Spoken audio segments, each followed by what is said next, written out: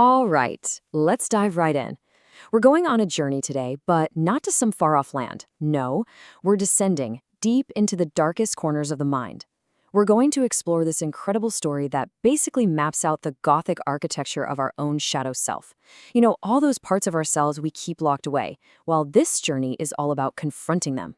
And it doesn't start with a step up, but a big step down.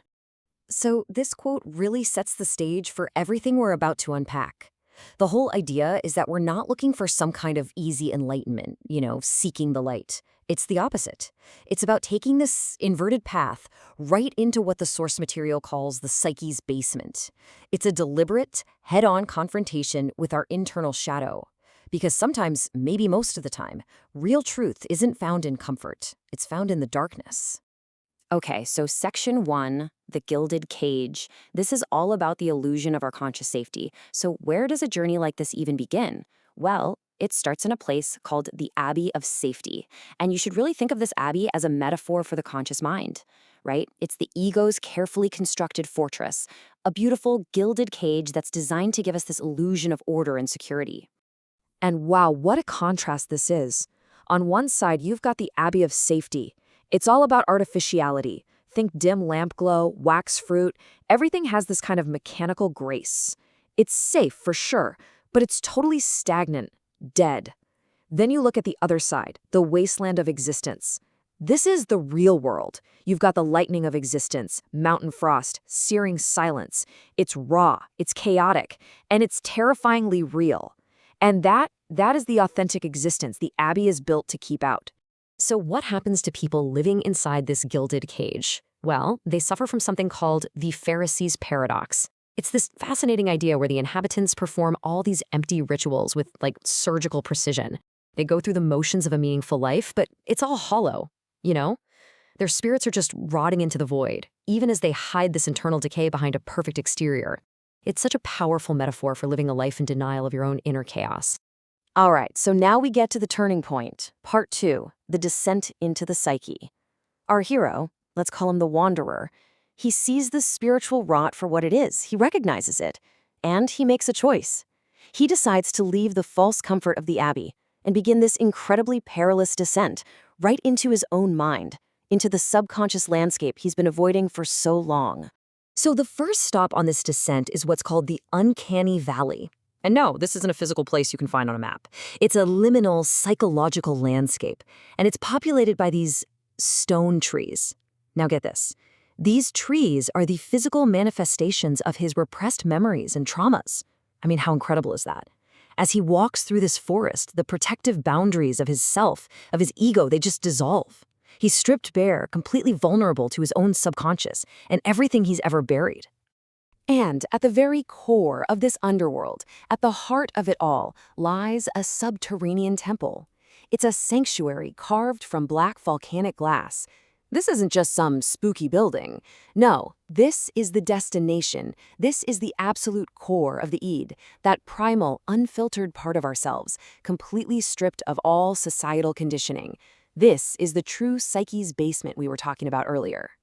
Now, inside this temple, Section 3, the shadow archetypes. The Wanderer doesn't find, typical monsters with claws and fangs. It's much deeper than that. He confronts archetypes, these incredibly powerful symbolic figures that represent the fundamental components of his own psyche. Okay, so let's break down these architects of the psyche. First up, you have the uncanny shadow. This is the unfiltered id. Think of it as a mirror of our darkest desires, just raw, primal energy.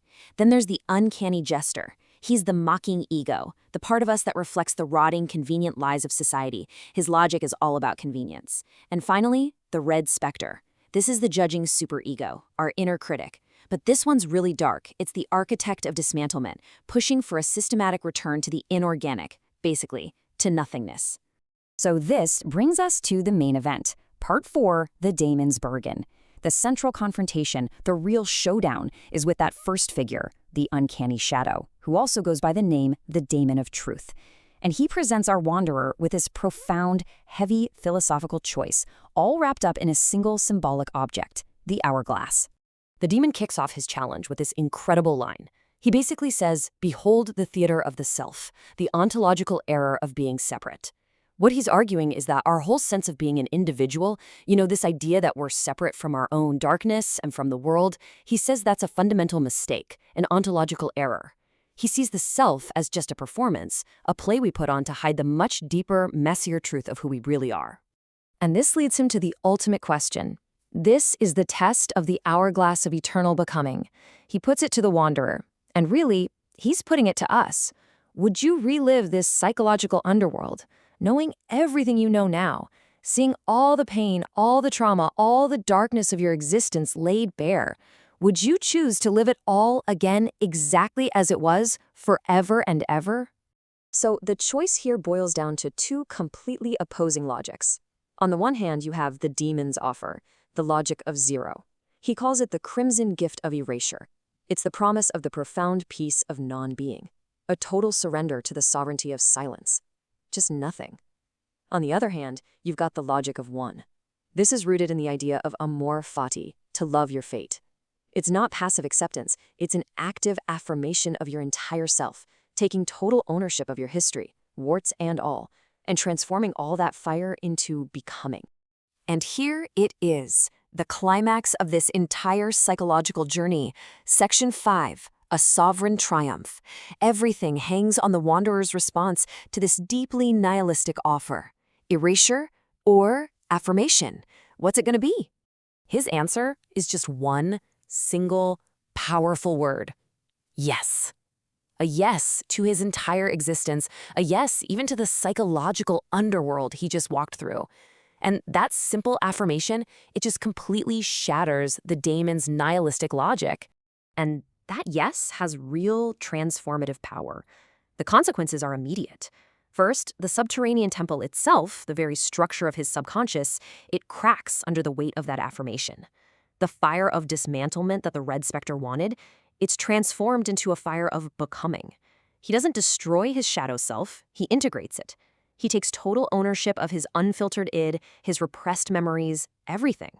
And in doing so, that pathetic dagger of will he carried is forged into a true testament of dignity. And that, right there, is the core takeaway of this whole thing. The wanderer returns from the psyche's basement, but he's not cured in some simple way. He's whole, he's integrated. And the lesson is this. Salvation isn't about escaping the darkness or pretending it doesn't exist. It's about affirming your entire self and integrating that haunted spirit to become a stronger, more authentic being. And so in the end, this entire journey turns right back around and points at us. It stops being just a Gothic story and becomes a deeply personal question. The story of the wanderer, it forces us to look at our own gilded cages, to see our own stone trees, and it leaves us with one final very provocative thought to chew on. What have you locked away in the bottomless pit of your own mind?